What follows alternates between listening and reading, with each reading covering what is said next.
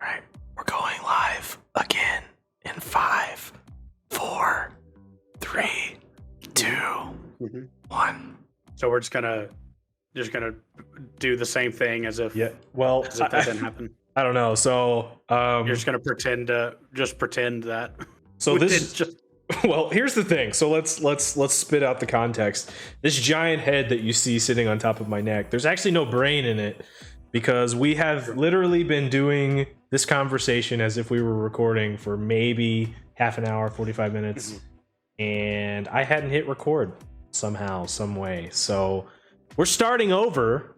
So we'll kind of go half and half of like, let's pretend like we're having these conversations for the first time, and also just recognizing I'm a bonehead and carrying on. So how are you, my friend?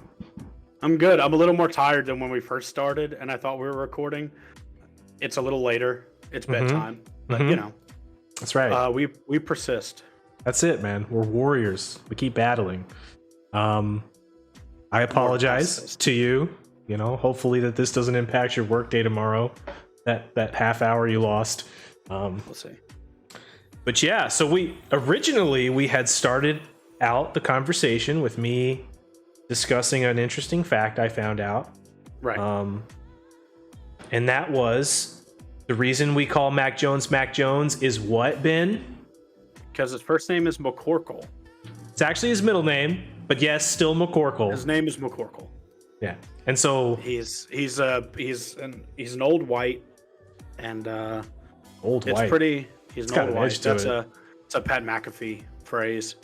Like he goes to people who are on the college football playoff board. He says the old white's up there, which is not. It's a fair evaluation. 100% wrong. Yeah, I mean, just like our country, right? This is the old whites. Just like you're not wrong. Yeah. You're not wrong. It's just old people who if they applied for any normal job, we'd say they're too old, but we let them run the country for some reason. Yeah, no doubt. Very sad state of affairs. In fact, we're actually going to tie back into this when we talk about what we've been watching this week, because old whites and old men getting lost is actually right on brand for what I've been looking at this past week. Okay. I'm excited to see it. Yeah, absolutely. We also had a long conversation about that one time that Brent Musburger had an orgasm in his pants on national television over Catherine Webb. Yeah, it fit a lot more. It fit a lot more. Earlier there was a whole lead up to it, but ultimately, Brent Musburger would not fly nowadays. Yeah, no, the whole him fucking literally drooling on himself over Catherine Webb, AJ McCarron's girlfriend, and AJ McCarron's mother. So if you've not seen that clip, check out the 2012 National Championship and see what you think. See if you think he could get away with such things in today's climate. The particularly funny part that I would encourage you to look at is Kirk freaking the fuck out and trying to save the segment and try to get the conversation back to football. Best part. He really, yeah. Kirk tried to save it. The problem is he didn't. So yeah. Well, you know what's funny though is like that's kind of his lane. Like if you watch College Game Day now, because Lee Corso is so old and just rambles and fucking, you never know what the fuck he's talking about. It seems like it's his job. Yeah, it seems like it's always Kirk's responsibility to like try to glean some sense from it and try to get the conversation back to football. So he's mastered that art over the years. Yeah, he and like you see, like Kirk will put videos up in the morning, like before game day of Lee, and like it's not any better.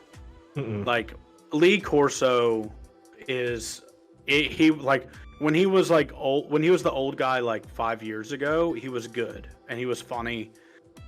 But now the shtick is like so old, they need to it's time to get rid of him. It's just, it's uncomfortable, man. It's like the same relationship I have with Biden. It's like, I don't want to watch an old man slur and struggle through his thoughts, just trying to capture his youth and get some conversation out. And that show would be so much better if they took Corso out and swapped in like Pat McAfee. It would just be so much more uncomfortable. And I know some people don't like Pat, but he is like the complete opposite of Corso. The only thing I hope, and I recognize this, I guess it was this last football weekend, But on SEC Nation, Feinbaum does kind of like his Lee Corso type thing, where they've got like 2 mannequins there with like the helmets on for each team, and he interacts with the helmets in some way to like show who he's picking. Like last week, he like threw the Texas helmet into the crowd to like fire up the Arkansas fans. Replacing him with Feinbaum would be the biggest mistake they could make, because that dude is annoying as fuck. Like all the charm that Lee Corso has, Paul has none of it. So people in the South are like super used to him. Yeah. And so it's not like he's not super annoying to the South anymore. People just like ignore him and don't watch him anymore. Yeah. But man, yeah, that'd be pretty bad. I think you have to get someone in there who's young. Like I don't know. I think Peter Burns is really good. I really like him. I'd be okay if ESPN tried to lure away Joel Klatt. I know some people don't really like him, but I think he's fine. It's hard. It's hard for people in that situation to do your job while also being like interesting, because you have to be so PC and you have to watch so much about. I dropped shit. You drop shit? That's terrible. Yeah. Are you incontinent? I actually don't have any pants on, so shitting on the floor like a dog. Yes. Anyways, it's really. I'm sure it's hard for them to get. Like if Pat McAfee was gonna be a mainstay on that show, they would make him tone it down, and then it wouldn't be fun. So you know what? I retract it. I don't want Pat to go. Pat needs autonomy, and but I think someone like Joel Klatt would be good. Yeah. So I think that's a good point. My only frustration with Joel is, I guess, what the nation's frustration is with Feinbaum, and that like he struggles to separate himself from his Big Ten bias, but he's also been calling those Big Ten games for so long. I think it's like muscle memory at this point. I actually think Joel Klatt is one of the most talented speakers in the sport. Like his ability, him and Kirk are almost unmatched in their ability to talk the game of college football. Like not X's and O's, but talk the game, like talk what they're seeing, what it means to you as the viewer. They're really, really good at that. But I will also say, and I might be in a minority here, I don't think that ESPN needs to feel pressure to have a one-to-one replacement for Lee Corso. Like, I get that the headgear has been a part of our life, for us, our entire lives, and it's a big thing to football fans. But maybe it's not such a terrible idea to let it go with him. You know what I mean? Yep. So I don't know. Well, literally as you were talking in my mind, I'm thinking like I'm thinking of like other personalities. You know who actually I would really enjoy seeing, and I don't know, it may not be popular with everybody. Maybe this is a Homer thing, but I really enjoy listening to Marcus Spears. Spears is good. Yeah. I think Spears would be an interesting, and like they don't even have to put him in that Corso role, to your point. They can just do like the end, like just take Corso out, and you've got Reese, Desmond, Kirk, and then you could throw Pollock up there because they do that with him. They do all the picks and everything with him anyways. They just do it like the segment before. So I think throwing him up there would be fine. I have someone who has really grown on me, and they don't cover college football, but Mina Kimes has grown on me a lot. I didn't like her at first, but she's become one of my favorites. I'm trying to picture her in my mind. Mina, M-I-N-A, and then Kimes, K-I-M-E-S. You'll know her face. She's super good at super knowledgeable about football. She started on Around the Horn, didn't she? Like that was kind of her parlay into ESPN. Yeah. Yes, but she's huge into like analytical football, and like it's super interesting listening to her talk about the analytics of stuff. She's also on the way out, but Katie Nolan, I know, is a hot name. Yeah. She was really good before she went to ESPN, and then she just got ruined. Her career just got ruined by ESPN. She got her bag, by going, but like, man, that podcast she had, Garbage Time, was so good. Yeah. I think like ESPN's kind of at a disadvantage because they're not keeping they're losing their talent really fast to NBC and Fox Sports. I can't believe they let Maria Taylor walk. I seriously can't believe. That's partly her fault. I can't believe they let that happen. When she made the statement that she wanted Stephen A money, I think we all knew it was done.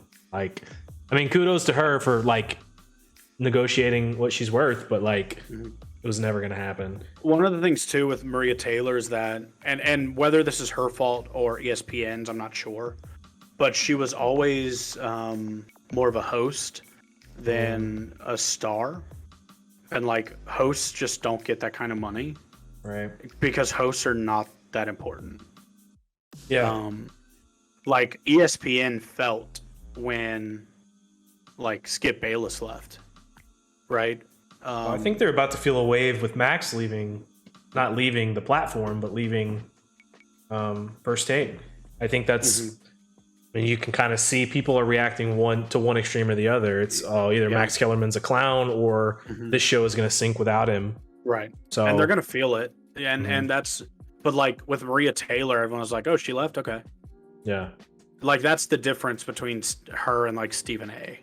Right. Honestly, and like whatever, this is when maybe it's sexist, whatever, but that just wasn't her role, you know. Honestly, the biggest loss that they had was Rinaldi. Now that they don't have Rinaldi to tug on your heartstrings, it's tough. He's doing the same shit. What is he over on NBC now? Where did he go? He went to Fox. Fox, that's right. Yeah. But I saw him this weekend giving a sad story on another platform. It felt almost like I was cheating on ESPN. Honestly, dude, like as far as like First Take goes, Undisputed has been much better for a long time now.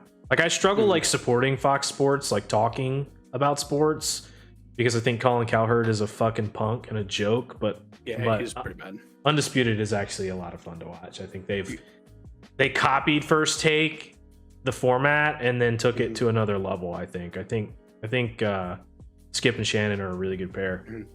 My favorite football program up to this point, well, I say up to this point, my favorite program at the moment is the Good Morning Football Crew. Is that what it's called? Good Morning Football. NFL Network? Yeah, on NFL Network with Kay Adams, who I love Kay Adams, and Kyle Brandt, and what's the tall guy's name? Schlager. I haven't actually watched NFL Network in like or morning coverage in NFL Network in a long time. They show up on my Twitter feed all the time. Yeah. But they're really good. Obviously all professional, and so we kind of got away from the college game day thing, but it's I mean it's tough to replace Lee Corso, so I think you're right. I think their best action is just don't. For sure. And also they're going to. You know they're going to. Oh, they're going to force it. Well, I was just thinking, like we talked about Rinaldi, they're still doing those sappy stories and trying to fit. They're trying to replace what he brought to the table. And I've only watched it one time this season, but I have to imagine it lacks that. I mean, the stories are the stories, right? They're still going to touch you on some level, but the production value of it is directly tied. The production value and then the narration.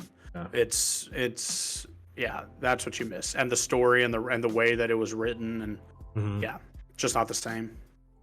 Yeah, so don't do it, ESPN. Take our advice, our highly qualified advice. Also, don't name your son McCorkle. I think it's a mistake. I think there's no turning back from that. Unless he's a junior. That's the only way you get past that.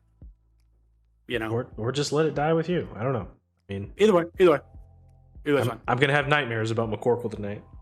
Sure. But anyway, let's use that as a parlay into another conversation we've already had tonight, but for the first time here on the YouTubes. Football. Yeah, NFL. Football. Give me some thoughts about the weekend. What stood out to you?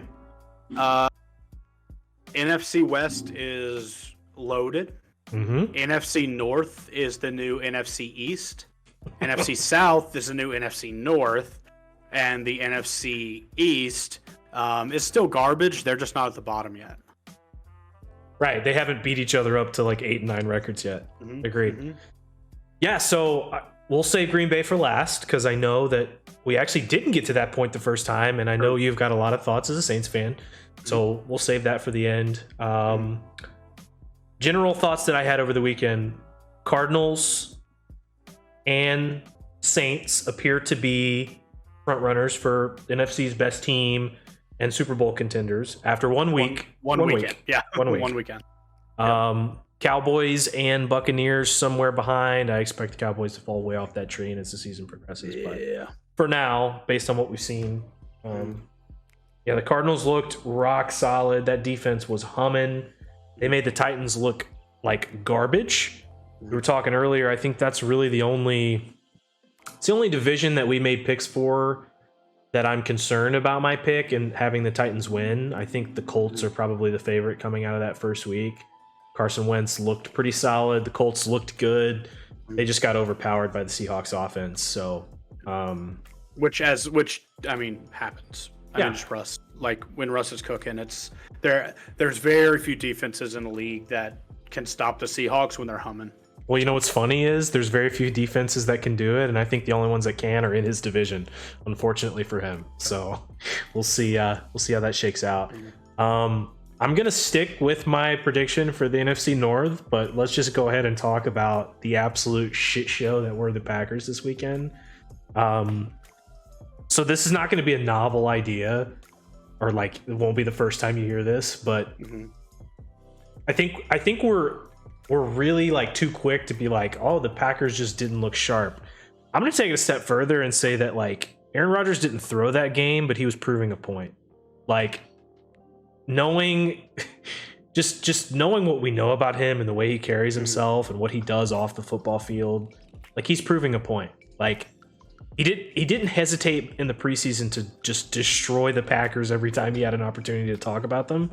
Right. I think he went out there and he was like, instead of zipping balls in, he was like, I'm gonna float this bitch and see what happens. And he's like, oh, I got picked off, or oh, that's 4th down. I'm just gonna trot off the field. And the camera caught him so many times, like just kicked back, smirking, shooting the shit with his receivers. Yeah. And so I expect them to look much, much better this weekend. I think they play either Sunday night or Monday night against Detroit. I expect them to look a lot better, but I think Aaron has made his point. Yeah, I mean, I think it's a combination of that. Like, the Saints are a good team as well, but you're Right. like Rodgers didn't look like he wanted to be there. Now, some of the rest of the team at least looked like they wanted to be there, whether they did or not. That defense is going to have problems if it wasn't like an effort thing. Like if they're just not that good, like when you take a look at the fact that, when Jameis had 4 touchdowns, I believe he didn't even have 100 yards passing, which leads me to believe your red zone defense is garbage. You better fucking find a way to fix it and fix it Jameis fast. had five touchdowns. No, I know. At the point that he had 4, he only had like 90 something yards. He had that final bomb at the end. But yeah, like that leads me to believe like you got to get that in order, because your red zone defense, if you're just full on breaking in the red zone, you're not bending, you're breaking. Like it's going to be a long season. And who knows, it might be. But let's talk about the Saints. Yeah, let's do it. Winston looked very comfortable. One thing that I was thinking about after the game is Winston, and I saw this on Twitter too. This isn't like my novel idea, but I agree with it. Like Winston, for the first time in his professional career, has a coach who's willing to game plan and create a playbook based on what Winston can do. It's the first time that he's able to do that, because Bruce Arians went into Tampa and said, here's my playbook. Go learn it. Yeah, learn it or get lost.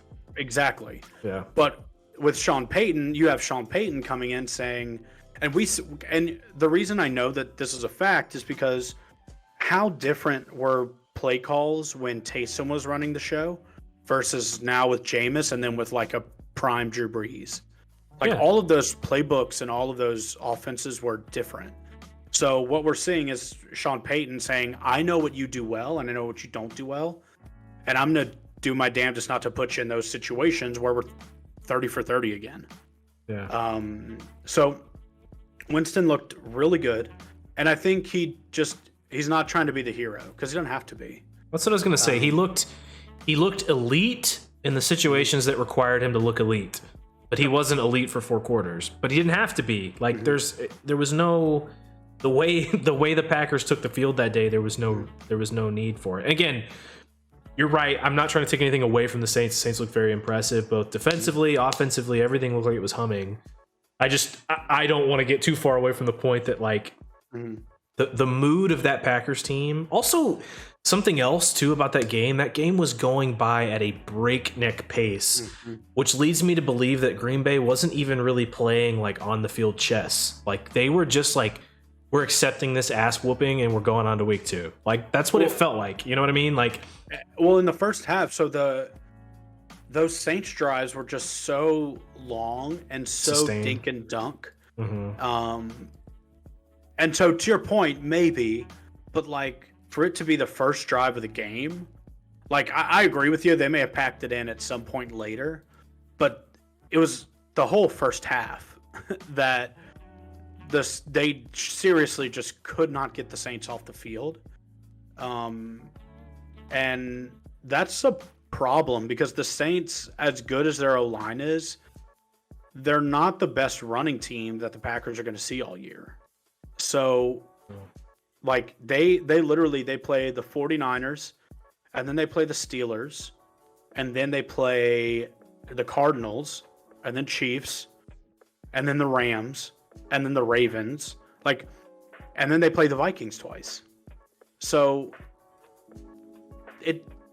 I am with you because I do. It would be unfortunate if Green Bay really is just packing it up this season. I hope this was a one-off. Because if so, some shitty team is going to win the NFC North. And between the Vikings, who are garbage, the Lions are garbage, and the Bears are not as garbage, but still like not.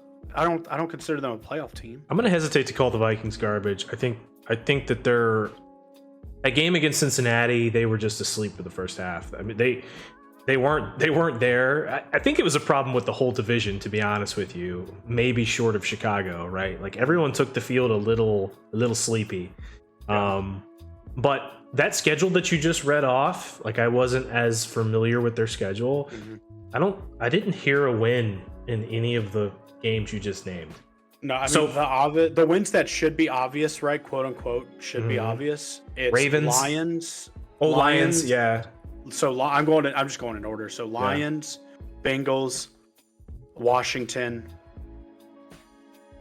Browns, Lions again. I wouldn't even put the Ravens as like a team that I'm like, oh yeah, they can definitely win that. I didn't even mention they play the Seahawks, and they play the Browns. Yeah, they might have a war of attrition on their hands. I don't know. So I'm with you that maybe that was it, but like this was probably a game that, like, if you're gonna throw a game, like throw the Chiefs game. Yeah, no, I get it. I'm just saying that like a focused Aaron Rodgers, even with that schedule, still wins 10 or 11 games. I firmly believe that. But that's not what you're gonna get this year at all. And like because and you make the point about the defense, right? Like there have been years where Aaron has secured the overall number 1 seed with like the 28th ranked defense. Like he's had those years before. It wouldn't shock me. Yeah, he's getting older, whatever, but like they go as far as he goes. He knows that. He knows that he could literally pile drive them into the dirt right now if he wants to. So I don't know, maybe with that schedule, I think the Vikings have to be the forerunner for that division. I don't know what their schedule looks like. I know that a lot of times should be similar. Yeah, right? it should be pretty similar. But I think with Dalvin, and if Kirk can get his head out of his ass, I think they can win a lot more of those games from what we saw on Sunday than Green Bay can right now. So we'll see. Other big game this weekend obviously was Chiefs Browns. We talked a little bit earlier about the Browns pulling a Browns, right? So last week we spent some time talking about how in the playoffs last year, basically 2 different teams took the field for the Browns against the Chiefs, right? They had a dominant first half, and then a lackluster second half. And that's exactly what we saw take place this past weekend. They looked like the best team in the NFL through the first 2 quarters. And then the second quarter came. They couldn't get a run game going. Baker was doing his usual boneheaded shit. And honestly, Mahomes got that championship glare in his eye and just outwilled them. And the Chiefs are probably, I mean, as good as they open games, they probably are the best second half team in the league.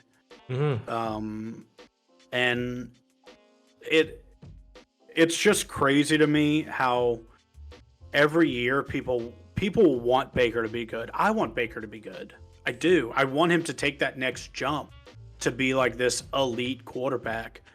And he just doesn't, because elite quarterbacks don't wait for motivation to play well and to win the game. And Baker needs it. And so that's not elite. That's just someone who can get very passionate in spurts. Like that's so until like Baker to me is a mid-tier quarterback until he proves otherwise. I know that's like unpopular among people because everyone just wants him to be good, including myself, but he's just not. Yeah, I mean, he's a top 15 guy when you average out his fiery, passionate, good games and his brain dead games, right? Like he's top 15. He's not top 10. Fuck out of here with that. I won't even entertain that. But yeah, like you make a great point. It's this past weekend, he looked like he was, playing like the Tom Brady role where like I'm the franchise guy and I got to put this team on my back and I got to be the marketable quarterback. Face a franchise, right? And because of that, he didn't really have the swagger. And to be honest with you, like even though the first half was really dominant, it wasn't because of Baker. Their run game got going fast. The run game looked really impressive. The Chubb-Kareem, duo was just torching them. And then the Chiefs went into halftime and they came out with a game plan, and neither one of those guys were able to get their legs under them in the second half. Then it fell in Baker's lap to perform. No Odell. He's got like 14 tight ends on that team, it seems, and they all seem like they're average at best. And he was just forcing things in the second half, and Kansas City was hitting every opportunity, right? Tyreek was open all game, just had his way with that team. It was just, it was seriously, it was just bad. And I just don't have faith in the Browns at all anymore. Like I just, not that I didn't pick them to win that division anyways. But there's a part of me that was like, they could. They've got the talent. But, and like, I get it. Everyone gets torched by Mahomes and Tyreek Hill. I get that. But not as willingly.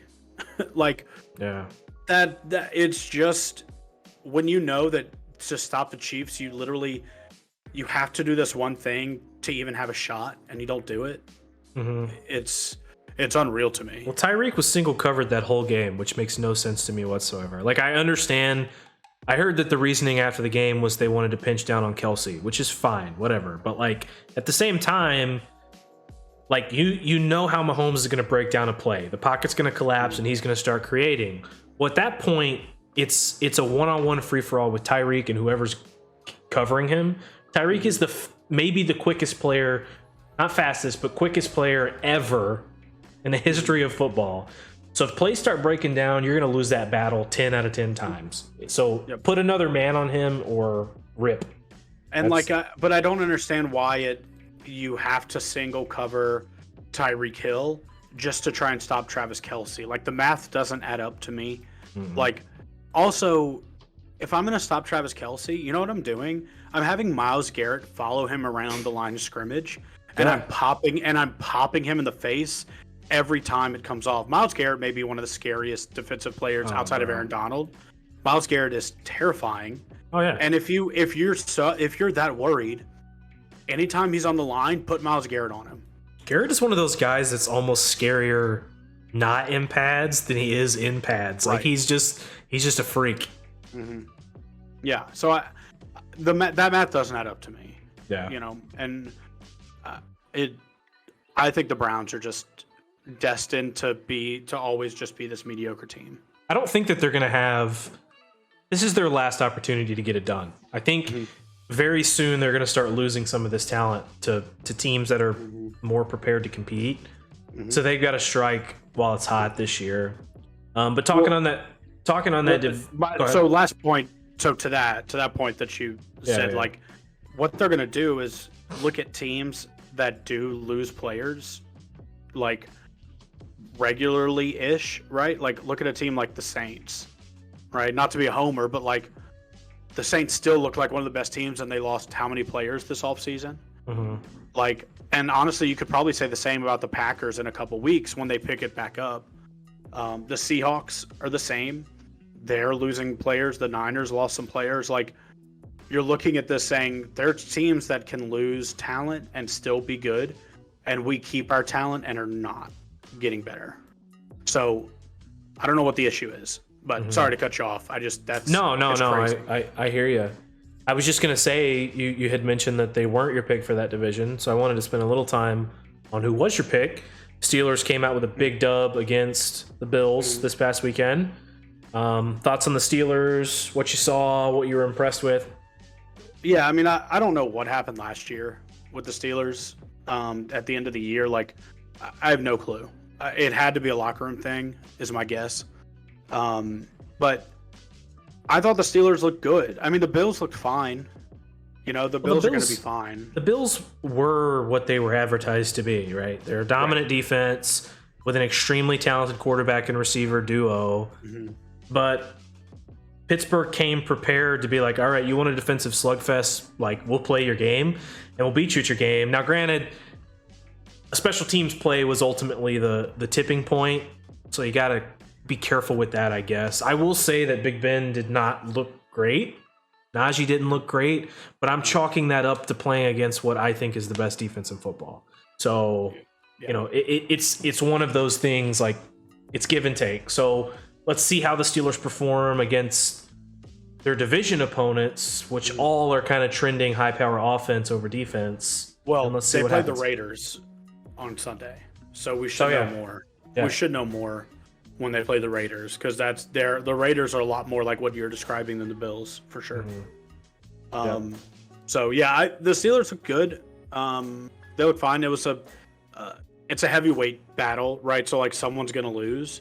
I wasn't super impressed with the Bills. I thought Josh Allen looked a little sleepy a lot of the game. Just making some mistakes and probably running when he shouldn't have, or not running when he should have, and I don't know. I think I'll attribute it to being sleepy, because I know Josh Allen's a good quarterback, so yeah, I think it'll be fun. Yeah, no doubt. So yeah, I mean, I think one of the things that we called going in, you know, talking last week and going into the season, NFC West, that is going to be some fun football. I hope that 1 to 2 teams come out above the other two, only so that we don't get the NFC East effect where they're just beating the shit out of each other, because they're all so talented. Well, the 49ers look like the worst out of the group. Not that they're bad. They're a good team, but the 49ers look like the worst out of that group. I'm worried that the Seahawks are going to fall because their defense is thin and not, you know. Well, the same problem that plagued the Niners is what plagued the Seahawks, is that the Niners at least put together a half of like dominant defense and then let it slip and let Detroit come back. Both of those teams, they're going to have to bring elite defense. Like, their defenses are going to have to be, in the Niners case, their defense is going to have to be their calling card. I think for the Seahawks to win the Super Bowl, their defense is going to need to be top half of the league, right? They're going to have to find a way to get there. And maybe they were. I mean, they held that. I don't really know how much firepower that Colts team has, but you know, they held their own. They were never really in danger of losing that game. So yeah, we'll see. I'm interested to see how it plays out. The Rams were super impressive. The Cards were super impressive. I mean, yeah, those teams, the teams that looked the best. I mean, the Eagles even looked pretty good. Eagles did look good against the Falcons, though, so gotta be careful, because Falcons were like, so top teams right now. I mean, out of the NFC, it's Saints, Bucks, the NFC West, and the Eagles. I thought the boys looked more impressive than the Eagles this weekend in that division, personally. But the same way you feel about the Browns is the way I feel about any team in the NFC East. Is that their tendency to play to their competition and lose several games that they shouldn't. I mean, it's going to plague all four of those teams. I mean, the Giants are poo. Like, they're just bad. But the other three have a legitimate shot at winning that division. But they're going to do their usual, punch swapping. And yeah, I still think Washington comes out on top of that division, though. I can see it. I think like we talked last week, I'm a Rivera fan. I think he's got them trending in the right direction. They're tough. They're gritty. What they lack in star power, they make up for and a lot of power. So So yeah, we'll see what happens. And then as far as college goes, taking a look at the college game, kind of a chaotic week, but all the results kind of ended where they should have, other than the Ohio State game, I would say. But I know for a time, like, A&M was struggling with Colorado. Notre Dame was struggling with Toledo. Jacksonville State beat Florida State in the final play, which I don't really think is noteworthy to the landscape of college football, but it sucks for them. But yeah, I guess the big storyline from the college standpoint was Oregon's victory over Ohio State. Pac-12 looking angry this year. Yeah, I mean, time will tell, right? Like, Oregon obviously was a good team, and we knew that. But yeah, I mean, we'll see. I think Ohio State still has a path, obviously, to the playoffs. So that'll be fine. Kind of a slow weekend of football outside of those like two games. And honestly, probably the same this weekend. Yeah, no, I agree. Outside of obviously Alabama, Florida, which Alabama's probably going to steamroll. I would think so, yeah. Florida, I'd assume. Auburn, Penn State could be interesting. Yeah, that was the one that I saw that caught my eye. Apparently, James Franklin has interest in USC. Interesting. You've actually made a really good point about James Franklin in the past about does he? He gets a pass and Coach O doesn't. Basically. Yeah. We were looking at it through the lens of LSU fans, but in general, why are we so fair with Franklin and his shortcomings, but we go after like Harbaugh, for example? I mean, their performance has kind of been on the same level over their tenures. Like, Franklin seems to duck all of the passion and all of the calling for his head, even though he's not beating Ohio State and competing for Big Ten championships. And he finishes fourth in the Big Ten every year. If that, I get that LSU fans want more and expect more, and that's fine. But like, there's Coach O and James Franklin are not that different. They're really not. In the grand scheme of things, as far as on-field results, they're very similar. Yeah, I don't know that we're ready to commit this to the internet, but I think both of us are kind of in the same headspace with Coach O's tenure. But I think we're gonna let a few more games get under our belt before we start to react emotionally. So we'll save that for another date. But yeah, I think Franklin absolutely does not deserve another top tier coaching job. If you consider USC that, I don't guess I would, but I mean, as far as top jobs in college football, like, it could be one, but they have the same problem that Texas does. It's like we force these high rankings on them, and they don't. They just don't. So, for what it's worth, according to ESPN, here are some of the names to look out for on that job. We don't have to talk much about it, obviously, but just for what it's worth.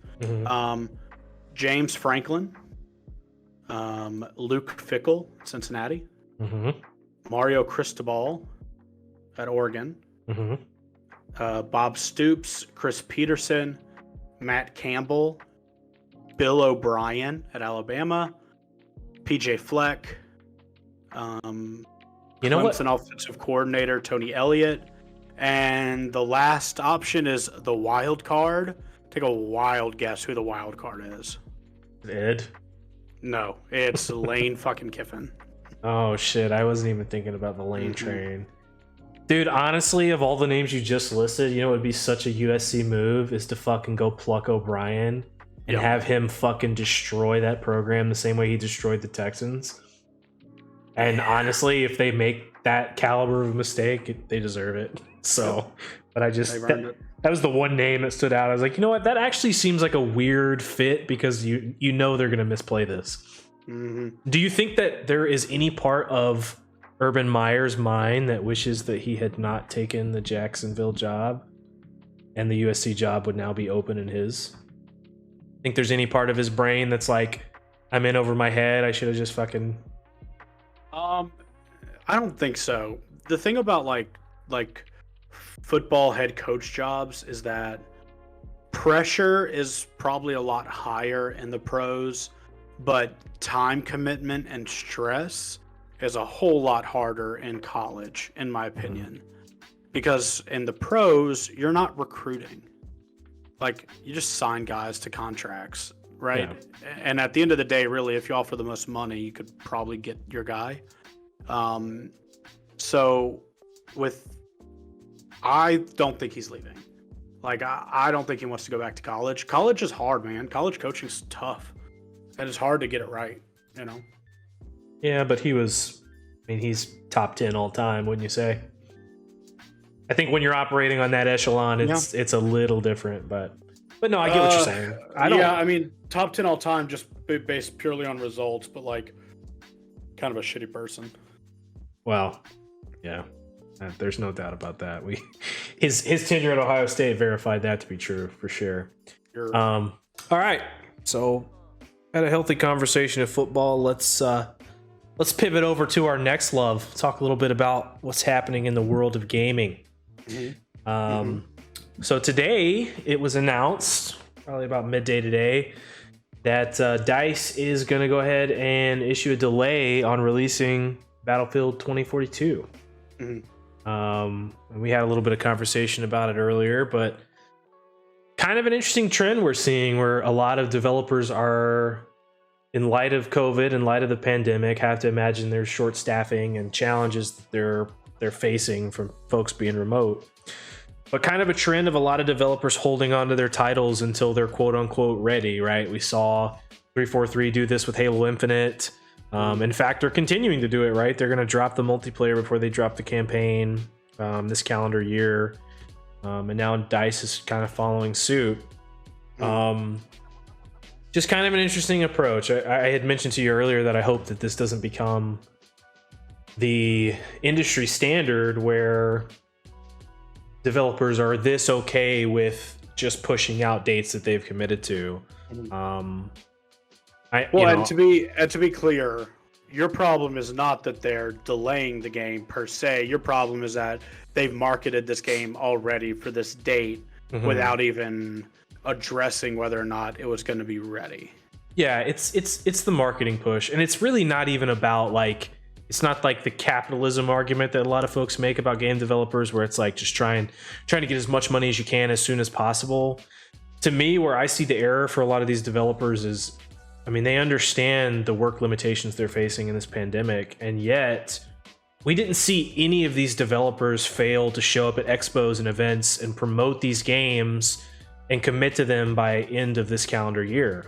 And for some of these games, they've been doing that, maybe not for the two titles we've mentioned. Well, Halo for sure, but they've been doing that for years. They've been committing to this date.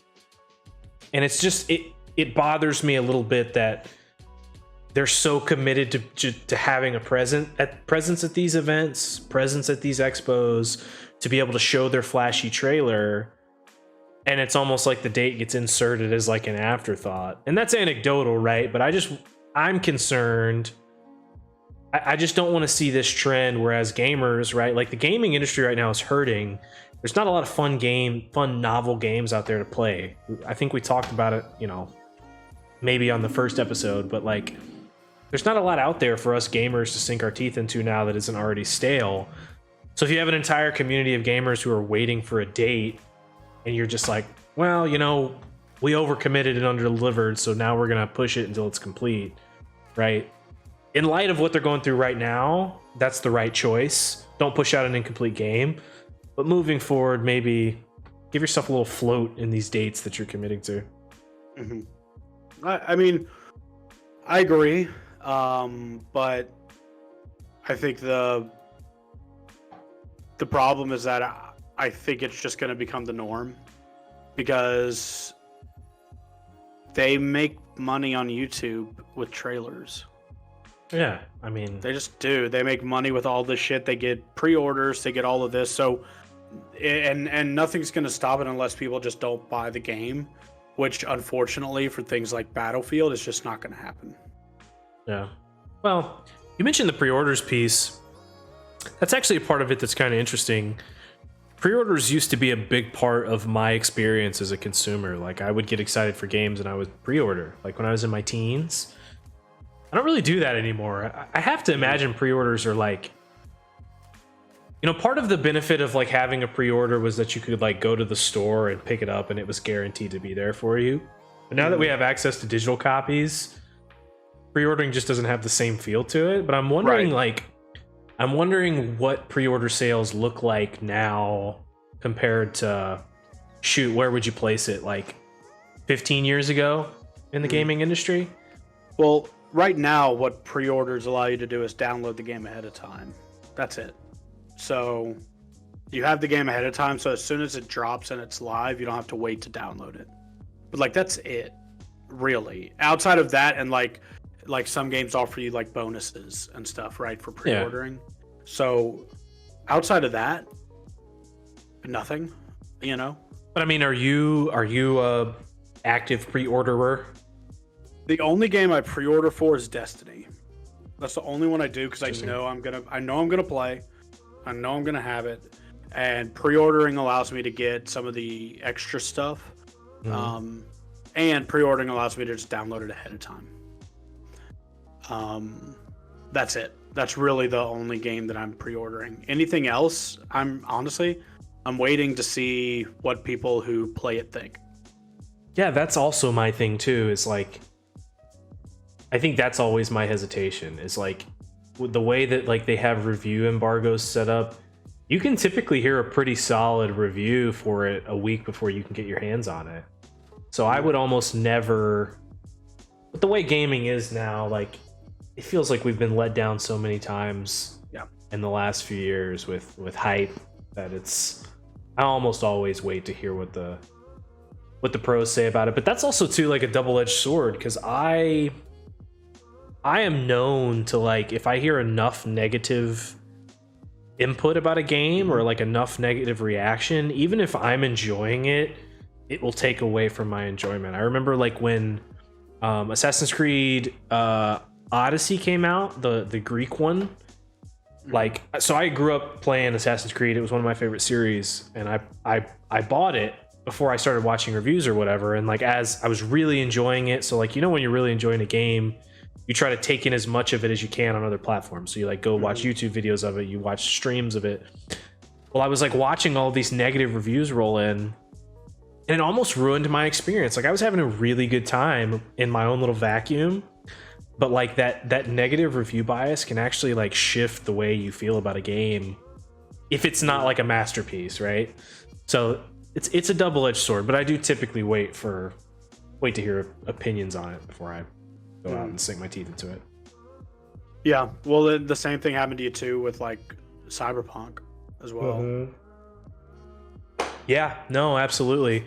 Well, partly that, I mean, not to say that we experienced any of those like jaw-dropping bugs, but I think we even got the sense, you finished it, but what little at the time of launch that we played, you could feel that it was unfinished. You could feel that it was a shaky experience. So I always told myself I'm going to walk away from this and then come back to it when it's done. And I actually haven't done that. It's on my short list to complete, but yeah. Well, it's still not done. So, have you played it recently, or not since you finished it though? Yeah, I opened it up recently, and it's not done. It's very similar. A lot of the big bugs they've fixed, but there's a lot of things they just still haven't addressed, and they've not gone radio silent. They're still coming out and be like, hey, we're doing this, we're doing that, but it's like not as much communication as people would like. Yeah. It's going to have a No Man's Sky kind of thing where they seriously take their time to figure it out and then just start re-releasing stuff and start releasing some of the DLC for free. Honestly, that's what they're going to have to do, because people aren't going to buy Cyberpunk DLC. Yeah, it's kind of funny. They'll play it if it's free. They'll play it, but kind of funny that after the fallout of all of that, they you started to see all of this like Witcher content come back into the forefront. CD Projekt Red was like, "Fuck, we gotta save our reputation here." So they started pushing out all that shit all over again, which I can't blame them. Witcher is phenomenal, but like, it's just funny. They're lucky that they had that in their back pocket, because they had a mob at their doorstep. But anyway, back to the decision to delay Battlefield. Super disappointing, because I think we were all looking forward to it. The shooter genre right now is Warzone, Fortnite, Apex, and pretty much nothing else. And for those of us who are maybe a little fatigued with battle royales, or specifically those battle royales, it's tough. I was kind of looking forward to playing that for a couple months and then parlaying directly into Infinite, but looks like they'll be dropping around the same time. So as far as you go in your experience, and like not talking about broken games, right? Which would you prefer? Would you prefer a developer to stick to their release date and release a product that they're gonna patch? You know, they're gonna have a lot of like upfront patches that they have to release, but the game is by no means broken, like it's playable? Or would you rather them push the release date and then maybe have less bugs to fix at launch? If it's single player, I'd rather them release it now. If it's PvP, I'd rather them wait. Interesting. Because, and I know some people would probably be opposite, but I'm not good at PvP, and if you're gonna be like, hey, by the way, this game's broken, and you're just gonna get nuked by people who know how to take advantage of the game, like that's not gonna be fun for me. Yeah, it's not gonna be fun for anyone really, but especially not me. So, but if it's a single player game, bugs don't bother me as much. Like Cyberpunk didn't really bother me. I still had fun. Well, you know what? I'm always kind of in that same boat too. Like back in Bethesda's heyday, like with the Fallouts and Skyrim and all of that, like those games continue to be, because of their size and the way it was developed, like very buggy. Like you see a lot of like just random shit. Like I feel like people who play single player games and then get really, really angry about immersion and start attacking developers for like one bug that they missed, it's a little much. Like I'm all for immersion and I love it, but at some point you are still playing a video game. Like you got to understand what goes into the thing that you're engaging with, and like it's bound to happen. But yeah, no, I think that point about PvP is a good point. You don't want to add like a layer of cheese that people can just drop on you at any point in time. Exactly. Yeah, I think I'm generally in favor of releasing and patching, because like you, I can live with it. Because here's also what I know. For these particular products that we're talking about, the delays I don't think are going to allow them to release a bug-free game.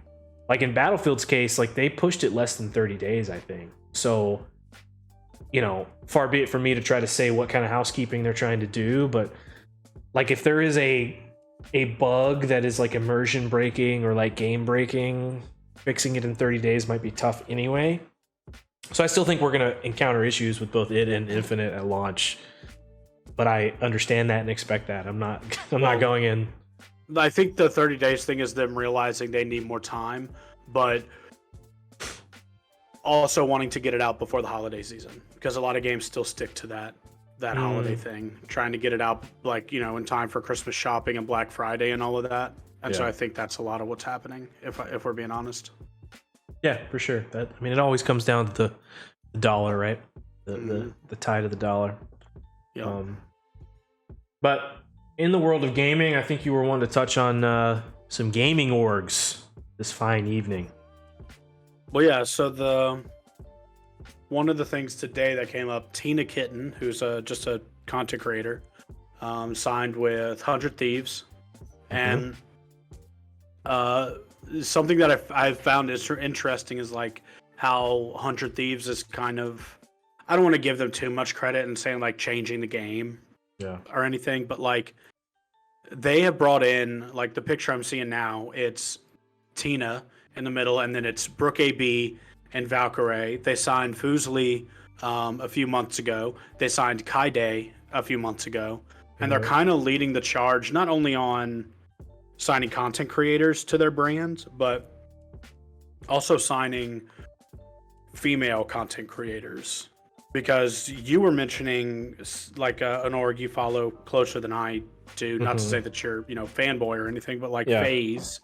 Yeah. Like I don't follow FaZe all that much, but I still get notified and stuff when they add people. And outside of Kaylee, she's really the only female I know that they've signed. Yeah. So I just found that it was interesting that 100 Thieves is like not only shifting to content creators that they're signing, like and signing them in abundance, but also they're not afraid to sign, female content creators that I'm sure people not necessarily go after, but like, we know what the stigma is around it. Yeah, I still think it's a very difficult environment to not be successful, but to be like content. Like gaming is still very tough on its female population because you've just got these fucking nerdy incels that can't behave themselves. So kudos to 100 Thieves for kind of showing that trend. Whether it's intentional or not, it's certainly a good look. You brought up FaZe. We had mentioned before we started, like FaZe kind of feels like boys club, right? It feels like, I think last week we talked a little bit about like the Call of Duty bros, right? It carries that same feel, which is ironic when you consider that Nade, started 100 Thieves, but you get my point. Like the content creators that they are signing are kind of like the standard quo, right? The like hyper masculine competitive bro types. Those are the ones that they bring in and promote and put at the forefront. And also they seem to, it's interesting to me, like 100 Thieves seems a little bit more focused in on, we're going to sign content creators. That is a priority for us, but we're still going to be grounded in the gaming piece.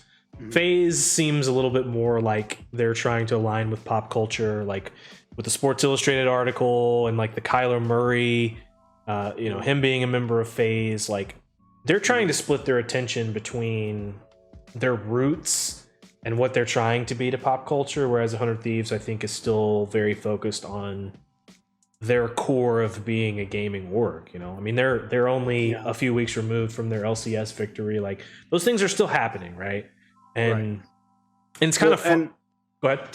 To that, it's like, I think it seems like 100 Thieves is a whole lot more targeted on what they're trying to do. I think they have a little more robust and specific plan than FaZe. Like you sign Kyler Murray and then like no other athletes.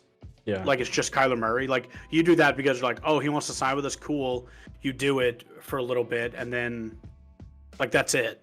Like you don't have this program that you're doing to try and get your brand higher. You're just like literally throwing darts, at a dartboard, where 100 Thieves is like, seems like they are very much targeting like Kaide, Tina, Fuslie, Ray, Brooke a little bit, not as much, but those are like females who like play video games. Yeah. Like they like actually play. Brooke does a little bit as well, but not as much. Like Ray came up in Fortnite. Kaide plays a whole lot of Valorant. I know Tina's played some shooters as well. So it's interesting. I just think 100 Thieves looks like it has a more detailed and targeted plan, which usually over time we would imagine that would pay off more than just like doing a bunch of random shit like FaZe.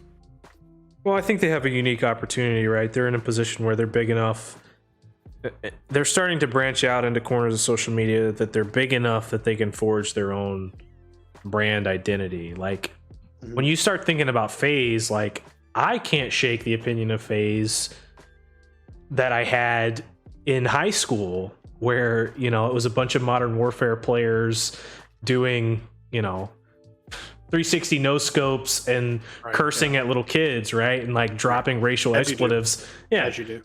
Different era of gaming, but still, like they've never really outgrown that.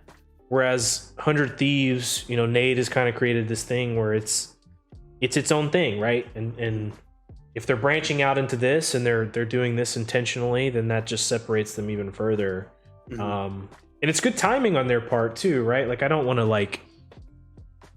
reduce the effort of signing these female content creators into just a PR ploy, because I think it's a little deeper than that. But it seems like here lately, females in gaming have been going through it, man. There's been so many of these hate raids and things. Not even female content creators, just anyone that's outside the standard quo or isn't in that little pocket of giant streamers have been experiencing so much hate and so much just the same toxicity that exists everywhere on the internet, but it seems really concerted at like female gamers lately.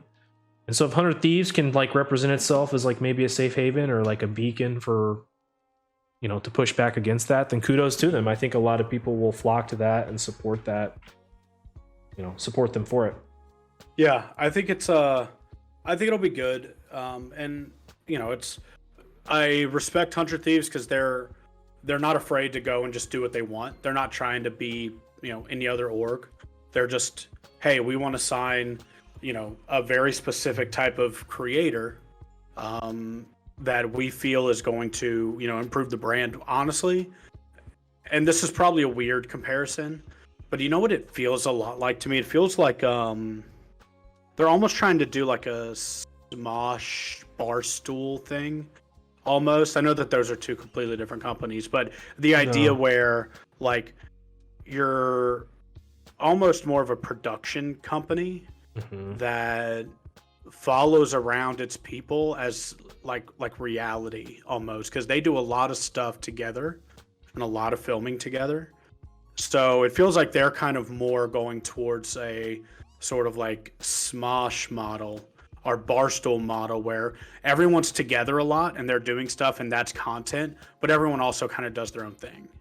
Yeah, as well. They're grounded. They're grounded in a foundation, but there's no boundaries, right? They know that the future is not just esports, right? The future is also content creation. People are tired of TV, bro. People are so tired of TV. I don't remember the last time I turned on like a reality TV show. Like it's just so boring to me. I'd rather watch content and like just people doing stupid shit, you know? I agree. I think it's been trending that way for a while. You know, it's kind of funny. This probably July, I would say, I had gone home for a little bit, and I don't even know how this came to pass. I think like both of my parents were like cleaning up the apartment or whatever, and I was just screwing around on the TV. So I turned off cable and put on YouTube, and I think I was watching Game Grumps. I think that's what I ended up like watching. And the generation gap, I think, is what has always prevented like this from taking the next step. But both of my parents sat down to like watch like content creation, like kind of the rabbit hole that it took us down, and were infinitely more entertained than they had been in a really long time with TV. So like that kind of gave me hope. I was like, yeah, there is nothing preventing this from just taking over at this point, because that was always the biggest obstacle, right? Was like getting people, older folks, to understand that this is not just people watching other people play video games, right? Like it's much deeper than that. It's much bigger than that. But the fact that they were able to watch it and enjoy it and get something out of it, because sometimes I watch content and I'm like, is this niche? Like, am I only enjoying this because of the things I'm interested in, you know? But I think there's something there for everybody. So I'm interested to see, you know, how does traditional entertainment respond? Do they embrace it, which I think is the right move? Like the music industry, they need to stop playing games with like the copyright and all that bullshit. They need to find a way to be a partner with this type of content and not an enemy to it. Like, don't be resistant to the changes that are coming. Be a part of it. They're gonna have to be, because music, especially, like these people are realizing that at this point, you're not guaranteed to have a better life by signing with an agency or signing with a label. Like, they're seeing that, like, if you're good and you make good enough music, you can make it without them. Yeah. In today's world. So, like, the music industry especially has to change, and it's not helping that they don't let these people it's surprising that they're not letting, like, streamers and stuff kind of get by with playing that music and doing these strikes, which helps no one, by the way. So I don't get it. It's such an easy opportunity to make money for them too, because the same way that, like, and I'm trying to think of an example, that, like, G Fuel partners with so many content creators.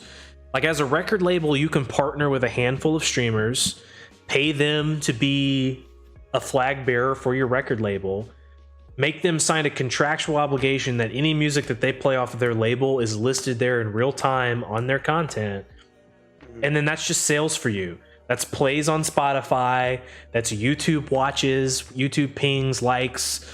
You're generating so much traffic in a partnership, whereas right now you're trying to silo, your art form.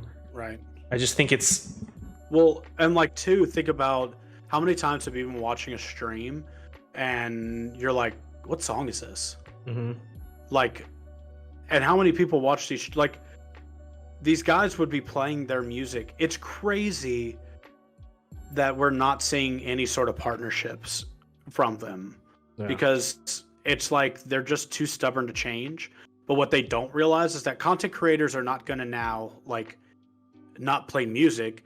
They're just going to play the music that is copyright free, and that shit's going to get boosted. So it's just stupid. It's like this, their inability to move forward. Well, you know what I think is who showed a good model of how to get into this space was actually the NFL, right? Mm-hmm. Which has been a company that's been very protective of its product since it began. But they partnered with streamers and allowed streamers to stream certain games, mostly Thursday night games. But how much traffic did that generate in the NFL's favor? Because not only, I don't know about you, but on a Thursday night, I've absolutely had the battle between, am I going to watch this lousy Thursday night game, or am I going to watch, like, my favorite streamer? Well, why not both? Why not merge those two worlds together, right? Yeah. And I think it's been super successful. Like, I just watched Tim. Yeah. I watched Tim watch the games because I'd rather listen to Tim than the announcers, honestly. Like, I just would. Because announcers, for people like me and you and people who watch football and any sport, really, the announcers are so inconsequential to us. Yeah. It doesn't matter. Like, my favorite thing about sports is the Skycam. I love this, like, I think it's called Skycast. Mm-hmm. It's just a floating camera that watches the game. I don't hear anything except for the crowd noise. I don't need announcers telling me what's happening or what's going on, except for the occasional sideline report, which usually doesn't matter. I get it from Twitter before the sideline report even happens. Yeah, so true. So it's to a point where I think for most people, I'd rather just feel like I'm watching the game with Tim the Tap Man. Yeah. A pal. Like a pal, a guy who's just like me, who's just sitting there drinking a beer in his jersey, who just like, or who like bet on the game, right? Or whatever. Like, that's just so much more fun than listening to, sorry, but like Joe Buck or Kirk Herbstreit. Yeah, no. It's true. It speaks to, like, what you were talking about earlier. Like, most of the facets of TV are just outdated. Mm-hmm. But, like, and another piece of it too is, like, I'm not typically a very active, like, chat member, but you're interacting with a community at the same time. Like, like, think about it. Like, you see your team score.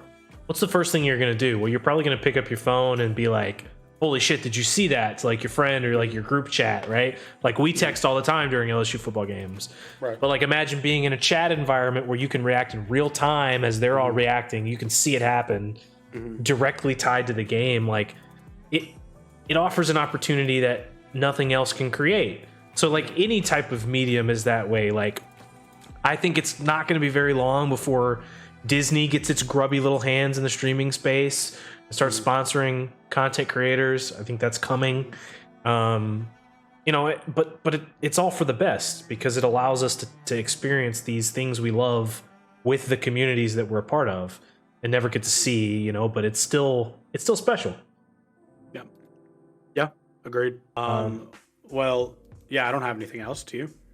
No, I think we can move on yeah, to... So you told me, you mentioned, you kind of hinted at it. What have you been watching? Or like, what are you shouting out? Yeah, I went to this is a very today thing, but I went down this rabbit hole of there's so much video out there, and this is not a political statement at all. I just like to troll people of Joe Biden getting lost and like wandering around and shit.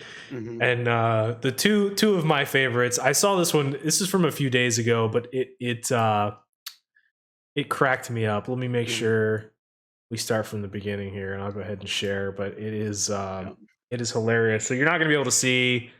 In fact, I may even just turn off my webcam so you can see our good friend Joe here. But his wife is speaking at a middle school, and without context, this shit is hilarious to me. Richardson, you know, thank you for welcoming us here today. And Secretary Cardona and what's going on, Mayor Joe? What do you see? Bowser and Chancellor Farabee. What's happening? You know, thank you for joining us as well. And he's off. And for families across the country, you know, the school year. What? It is just such NPC behavior, and it just leaves. It just fuck. I guess he had an agent back there, but like because he's so old and slow and confused, it's like. And then this one was from like a couple of weeks ago. Let me see. Here, I'm gonna get off of sharing. Find this. I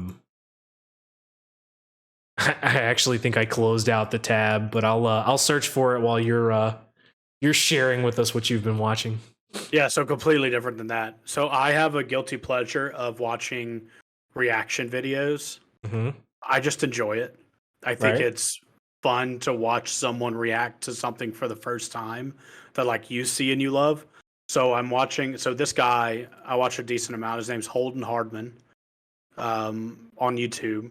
190,000 subscribers, but he has a series called My Girlfriend Watches, and it's now his fiance, but his girlfriend has like never seen really anything. She doesn't watch anything. She doesn't really care all that much, but he's like a big movie guy, and that's what he like studied in school is production and stuff. And so it's kind of funny watching him watch these Marvel movies, or what they're doing now is the Harry Potter movies. Yeah. So I love watching her watch the Harry Potter movies. Seeing him get hype. Yeah, seeing him get hype, and she's like so lost. She's so fucking lost. And she asks the questions that everyone wants to ask, but she just says it out loud. And she like calls bullshit out when she sees it, which is funny. But yeah, I've just been watching that. They're my guilty pleasure videos. Like reminds me of like the TikTok trend where they're like, the guy's like describing something on the TV, something really nerdy and niche, and then he's like, wait, why are you taking your pants off? Like that's what it reminds me of. All Basically, yeah. I think I found the video. Yes, I did. Okay. So one last clip of NPC Joe. Oh boy. It is just the leader of our country. Just an endless source of entertainment this guy is. A little wobbly coming off the stairs, no big deal. That's fine, no worries. You know, I assume making his way to the Oval Office. So he's got Secret Service members that are like pointing him, like where to go, like which doors are open for you, I guess. Making his sweet time, just strolling. When he turns here, you'll see his little handlers. Some random bullshit. I don't know what he said, but I'm sure it was incoherent.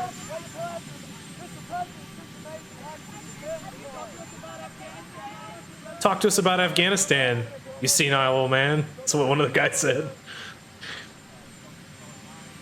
Also, that's like a comically, just as a side note, that's like a comically long way to make him walk. I know there's nowhere else for the helicopter to land, but like get him like maybe a golf cart or something. Like Seems a little or like cruel. have someone walk with him. Yeah, it seems a little. Well, so here you see like here's one of his handlers here. Yeah. But they point to him, so they're telling him to like go down this sidewalk right here at the turn. This guy's like, all right, I've pointed him in the right direction. I've done my job. Just go right there.